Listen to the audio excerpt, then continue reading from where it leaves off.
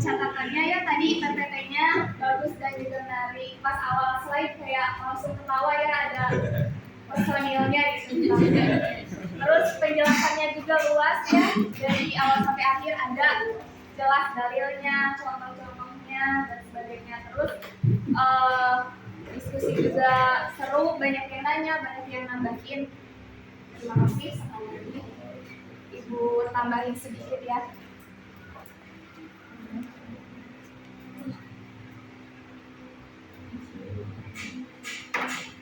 Kita coba balik lagi ke konsep ihsan ya, kemarin kita bahas.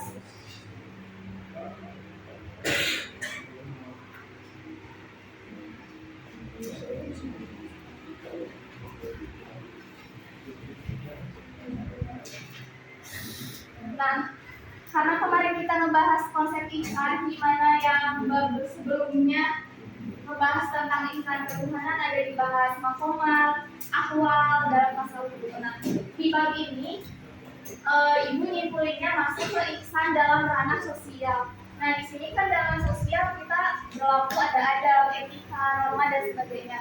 Nah, di adab ini kita kan tahu ya, adab itu lebih penting daripada ilmu. Kayak misal adab ke hal yang gak hidup aja, kayak misal adab kita mau makan, apa aja coba ada mau makan? Ya, pakai tangan kanan, ya. Terus apalagi? Ya, baca alhamdulillah juga di sini. Nah, nggak boleh dilupain juga dalam adab makan itu yang paling penting adalah jangan membuang-buang makanan gitu ya, jangan mubazir dan harus ingat sampahnya. Biasanya kalau misal kita jajan di luar, misal ke restoran atau jajan di pinggir jalan nongkrong, kita suka gak sadar ya sama sampah yang kita hasilin sendiri itu.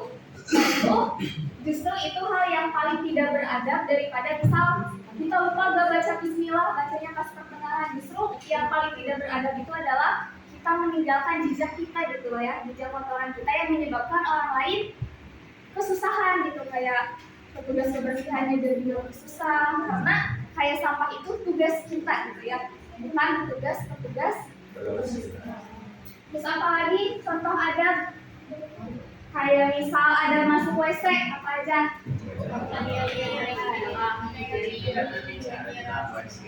Ya, jangan nyanyi ya, keluarnya ya.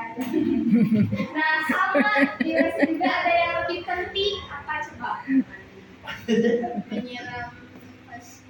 Ya, jangan ninggalin jejak kotor kita gitu ya, yang menyebabkan orang lain rugi ya, orang lain rugi, ilmu masuk bawah gitu ya dan sebagainya. Jadi belajar bertanggung jawab terhadap adab-adab di kehidupan kita itu terhadap hal-hal yang gak hidup, yang gak punya perasaan gitu ya, kayak WC, sampah dan sebagainya.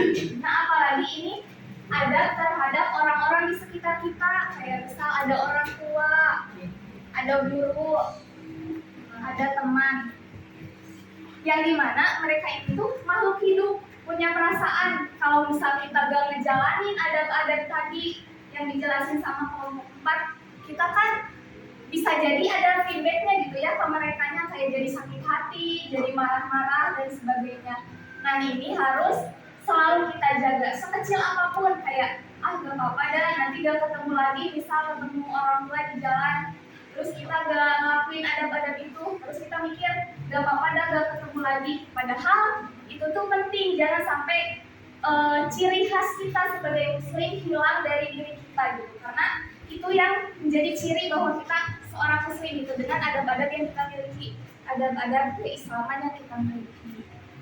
Nah, terus karena adab ini penting kan, kayak konsep ihsan kemarin itu yang menarik adalah ihsan itu bukan berbuat baik kepada yang berbuat baik kepada kita, tapi ihsan itu berbuat baik kepada yang berbuat buruk kepada kita.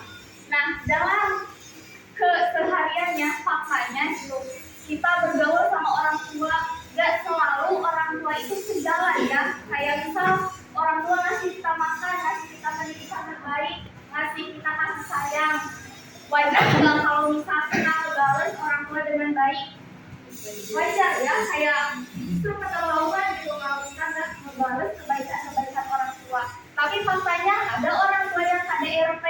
kayak tadi contohnya ada di pertanyaan hadiah, ada bapaknya, ada RT ke ibunya gitu. Itu kan kayak gak sejalan ya, yang harusnya kita melihat orang tua itu sebagai sosok yang baik gitu, yang harus kita kasih feedback baik juga, kayak kita kasih ada yang baik.